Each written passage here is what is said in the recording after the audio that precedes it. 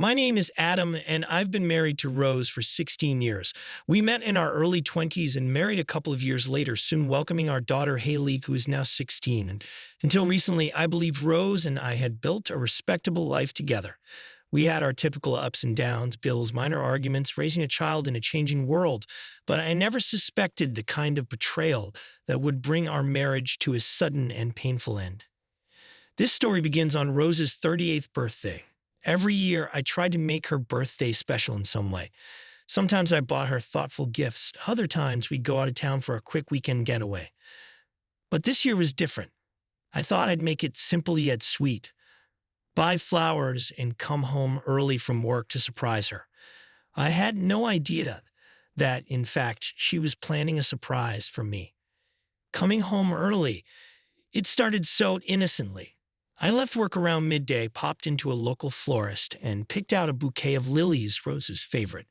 As I drove home, I felt proud of myself for carving out time to be romantic. We've been a bit distant lately, partly because I'd been pulling extra hours in my job, and partly because she'd become more withdrawn, though I didn't read too much into it. I pulled into the driveway around 1 o'clock p.m. and walked toward the front door, flowers in hand. That's when I noticed items of clothing scattered from our entryway all the way into the hallway. It took me several seconds to realize what I was looking at. There were men's jeans, a t-shirt and underwear, along with Rose's clothes in random piles. My first thought was genuine confusion. Had someone broken in? Then I realized what it really was. Rose and another man had apparently disrobed on their way to our bedroom. My heart began hammering. My mind raced with 1,000 questions. Why? How long has this been going on? Who is this guy? Hearing laughter in the shower. The next thing I remember is walking further into the house, right past the scattered clothes. I'm not sure if I was in shock or rage or both, but I felt numb. From our main hallway, I heard muffled giggles and running water from the master bathroom. Rose and someone else were in the shower. Through the half-open bedroom door, I could make out their conversation. They sounded so carefree. I couldn't believe it. I listened for a moment. They joked about how amazing the intimacy had been and how Rose was apparently into something she'd never let me experience. Specifically, the man was praising her for allowing certain acts she'd always refused with me, particularly backdoor intimacy. That little detail shot through my gut like a bullet. I'd asked a few times over the years about trying new experiences, and she'd always refused, implying it was either uncomfortable or not her style. Yet here she was giving it away to a stranger, or at least a man who was definitely not me. I couldn't handle hearing more. My legs felt heavy as if made of lead. I shuffled back to the living room and sat on the couch, holding her flowers in my lap, completely shell-shocked. I have no idea how many minutes went by as I stared at the floor, my mind reeling. Gathering his things, eventually my eyes drifted over to the clothes scattered across the floor. I realized they belonged to this stranger. My white dress, bra, and underwear were there too. It suddenly made me furious that he was in my home with my wife on her birthday while I was out working. All the pent-up confusion transformed into a white-hot anger. I set the bouquet aside, scooped up every piece of this man's clothing, shirt, pants, socks, underwear, and marched to the driveway. I rummaged around the garage until I found a container of charcoal lighter fluid. Without pausing for a second thought, I drenched his clothes in it. The smell of the fluid was sharp, fueling my anger further. I flicked a lighter and whoosh, his entire wardrobe went up in flames. I stood there watching the clothes burn. I'd never done anything like this before. A part of me was aware I could get in serious trouble for destroying someone else's property, but I was too far gone emotionally. All I could think was, he has violated my life, so I'm violating his, or at least his wardrobe. Confronting them, once the clothes were burning merrily, I realized he might come out any second, so I snatched up his phone and keys, which I'd spotted near the living room earlier. After a few moments of deliberation, I decided not to burn the phone or keys. I tossed the keys and phone onto the hood of Rose's car, wanting him out of my life ASAP. Then I headed back inside the house. As I reached the foyer, Rose emerged from our bedroom in nothing but a small towel wrapped around her body. Water dripped from her hair. She looked absolutely stunned, staring at me like a deer in headlights. The smell of soap lingered around her, and for a fleeting second I remembered how it felt to shower with her in better days. But that second passed instantly, replaced by sheer betrayal. She started crying, repeatedly saying, "I'm sorry. I'm sorry," but it barely registered. I spat out a bitter, "happy birthday" in her direction. Moments later, the man, Brian, as I would later learn, stepped into the hallway wearing one of our spare towels. His hair was still dripping, and he had that same stupid, caught red handed expression. I told him to get the hell out of my house. He started looking around for his clothes, which obviously were no longer available. I informed him I had set them on fire in the driveway. Brian ran to the front door, peered outside, and began shouting, "What did you do to my stuff?" I walked up behind him, extended his phone and keys, and said, "Here, take these and get off my property." I then demanded he return my towel because I wasn't about to let him walk away with anything of mine, not even a piece of linen. Rose shrieked at me, "You can't just send him outside like that. You're humiliating him." The nerve of her words made me snap. "You had no problem humiliating me," I yelled back. "You'll let him go places you never would with me. And now you want me to worry about his dignity." Brian turned toward me, presumably wanting at least a pair of sweatpants or something. I told him to forget it. He moved as if to grab my arm, perhaps to intimidate me. I wasn't in the mood. I punched him square in the face, leaving him with a nice shiner. At that point, he staggered backward, realized I wasn't joking, and hurried outside wearing nothing but a small towel. Rose continued screaming at me, scolding me for humiliating him. But I refused to listen. I repeated, "You were thinking about his feelings, but what about mine? What about protecting me?" She fell silent, her face etched in guilt and confusion. Daughter and immediate fallout. What made the whole scenario even more painful was the knowledge that Rose and I share a 16-year-old daughter, Haley. That day, Haley was at a friend's house, so thankfully she didn't witness the meltdown. But I knew she'd have to be told something eventually. That same night, I told Rose to leave. I demanded she pack a bag and get out. She refused at first, but after I threatened to call the police, she agreed to go stay at her mother's. Rose's mother, ironically, had a reputation for infidelity as well. It felt like an extra punch in the gut. Rose was going right back to the place that might have instilled these behaviors in her from the start. I didn't speak to Rose for several days. I also had to explain to Haley in a simplified way that her mother had broken our trust and that we were separating. Haley was devastated, raging at the idea of her mother cheating. She insisted she didn't want to talk to Rose at all. The heartbreak in my daughter's eyes was the worst part, overshadowing even my own pain. Contacting an attorney, within a day or two, I sought legal advice. I called a divorce lawyer in town and set up an appointment. Needing to understand my rights, I knew we had marital assets, our home, some savings account and retirement funds, and I didn't want to lose everything just because she decided to cheat. The lawyer advised me to gather evidence, keep a level head, and avoid any physical confrontations if possible, especially since I'd already had an altercation with the AP. The attorney also told me to file as soon as possible, or at least get the ball rolling to protect my interests. The wife's text messages. I texted Rose soon after, informing her that I'd retained counsel and that we should talk about the future. She begged me to meet with her face-to-face, claiming she wanted to explain herself. Originally, I agreed to meet her, but I canceled at the last minute. I just couldn't stand the thought of seeing her so soon. Please subscribe to my channel for new stories every day. During that time, Rose bombarded me with messages alternating between apologies and pleas for another chance. She texted that she'd already cut ties with Brian and that she was desperate to save our marriage. She wrote sentences like, "I can change. I'm so sorry. And I made the worst mistake of my life." But none of it mattered to me.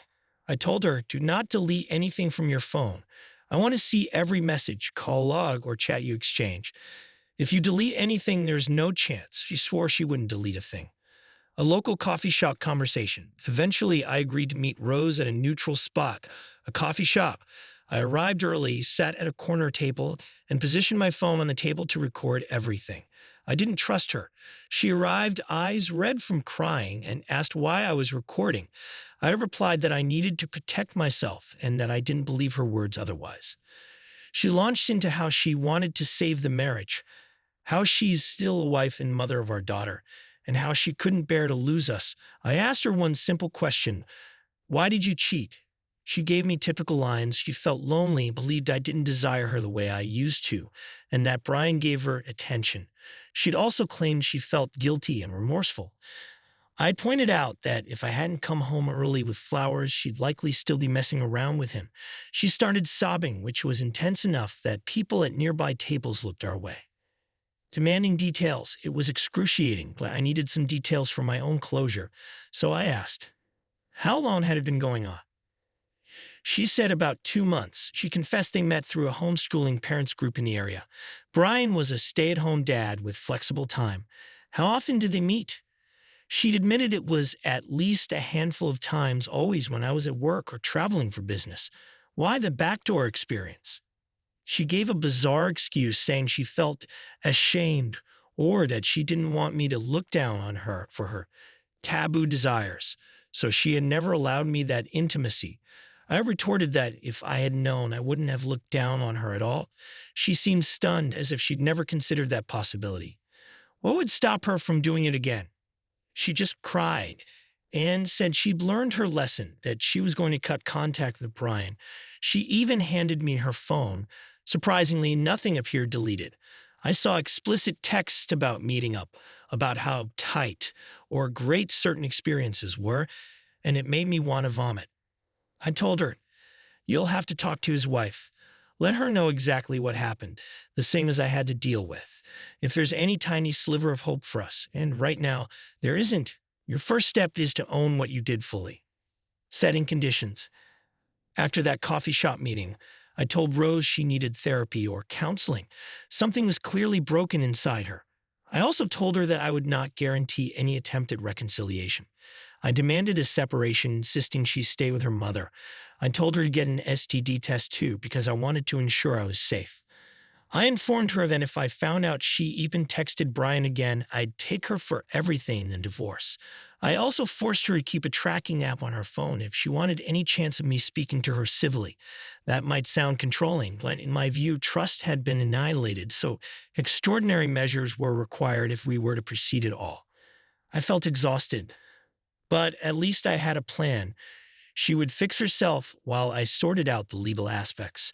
Meanwhile, our daughter refused to speak to her mother at all, which devastated Rose. Christmas Eve breakdown.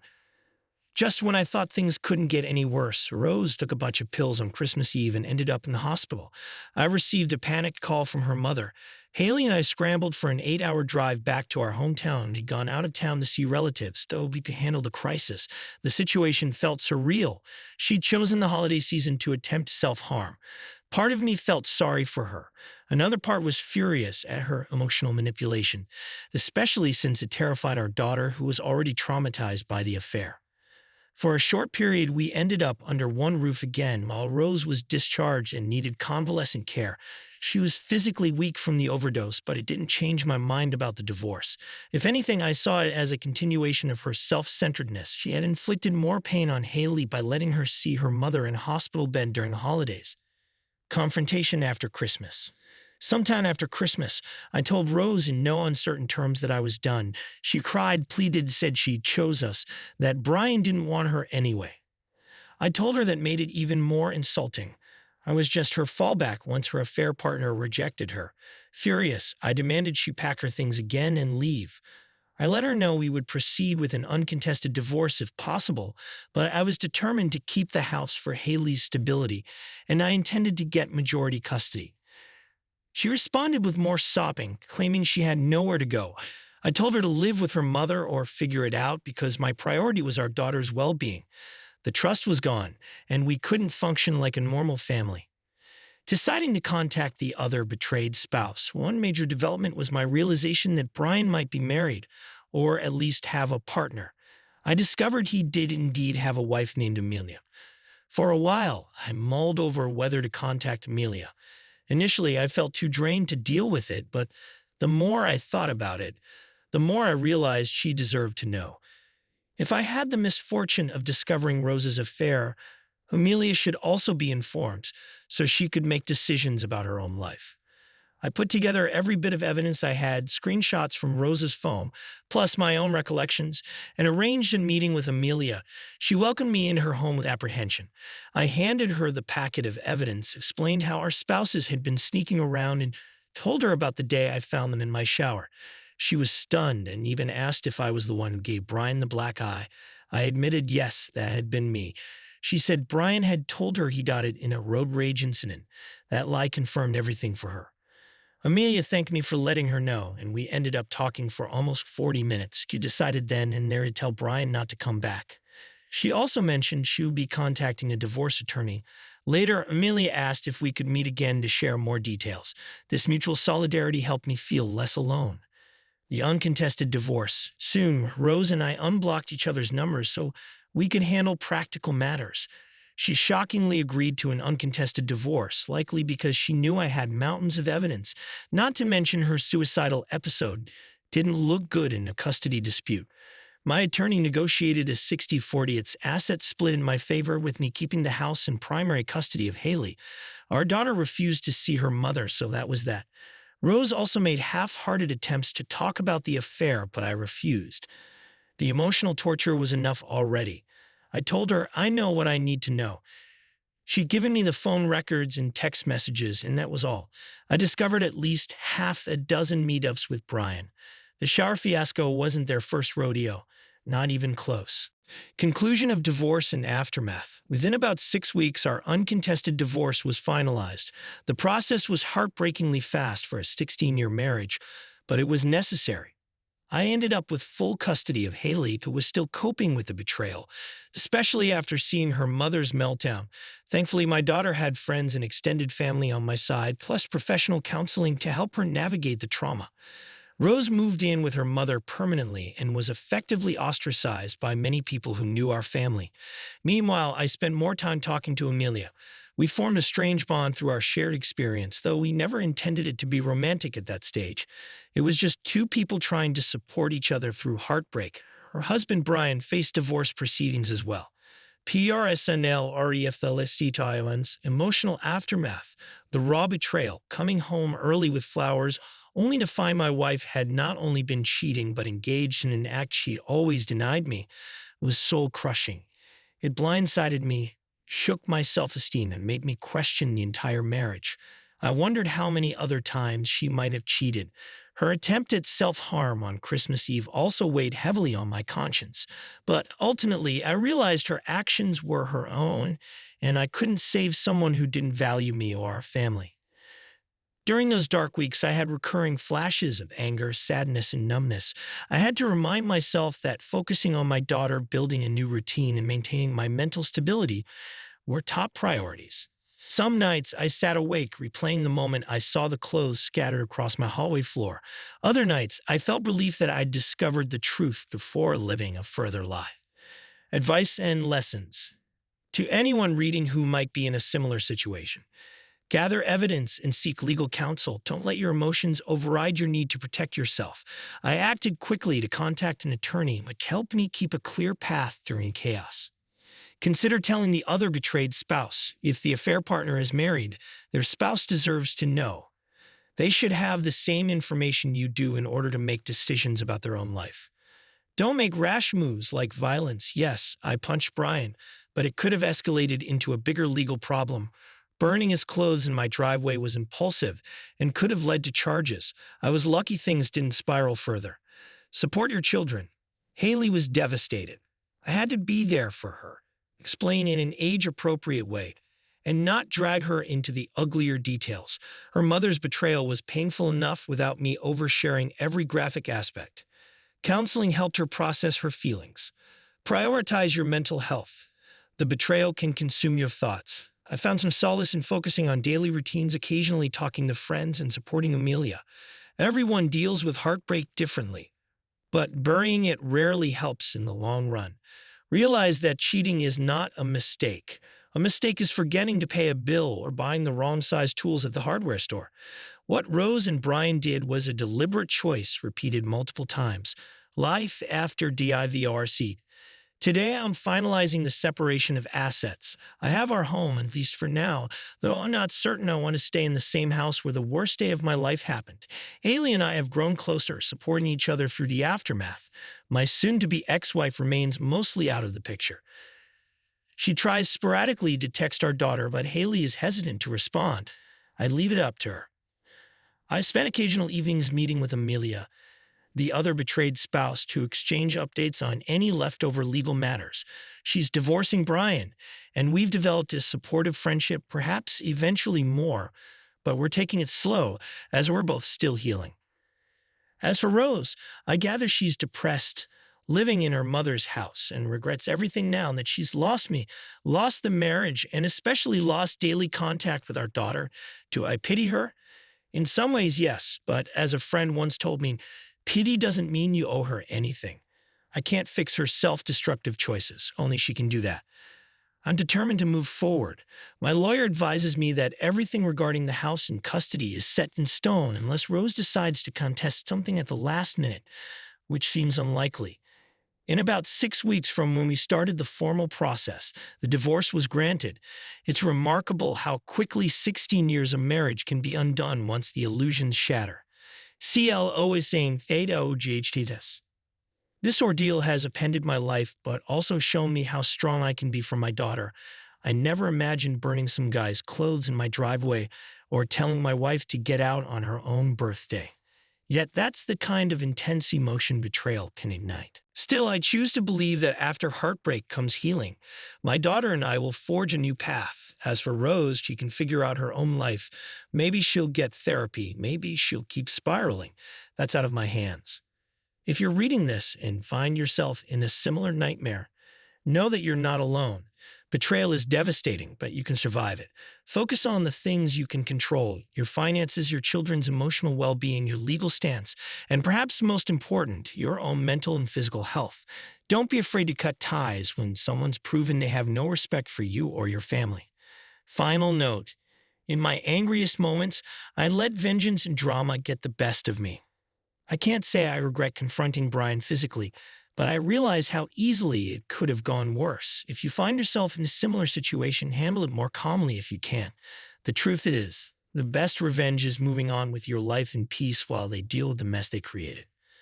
I'm focusing on that now, building a simpler, happier life with my daughter and anyone else who respects and cherishes honesty. People say time heals all wounds, but it's also about what you do with that time, using it to rebuild your self-esteem, form healthy routines, and discover there is life after betrayal. And that's where I stand with the divorce nearly done, a sense of relief and a clarity that was missing only weeks ago. However tumultuous the path, I know I'm doing the right thing for myself and for Haley. That knowledge helps me sleep at night, no matter how lonely the bed may feel at times. I hope my story can be a cautionary tale for some and a beacon of encouragement for others who find themselves in similarly dire straits. Betrayal might knock you off your feet, but it doesn't have to keep you down forever.